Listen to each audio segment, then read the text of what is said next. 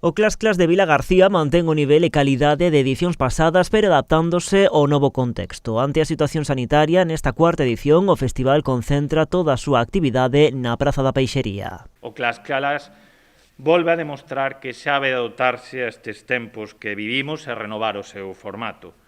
Segura que vamos a ter a oportunidade de volver a celebralo como estábamos acostumados e da maneira que estábamos acostumados. Pero este ano, nesta cuarta edición, todavía temos que adaptar o festival á situación na que estamos a vivir. Por eso, todos os concertos se van a celebrar no mesmo escenario, a Praza da Peixería, para un mellor control das normas sanitarias.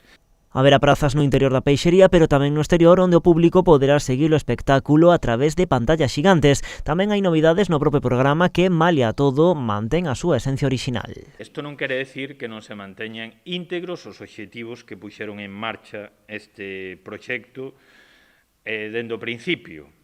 Por eso, a dirección artística desta cuarta edición do Clas Clas corre a cargo de Guarneri, Trío de Praga, un dos tríos de piano máis recoñecidos do mundo da música clásica e cunha imparable traxectoria de xa 35 anos.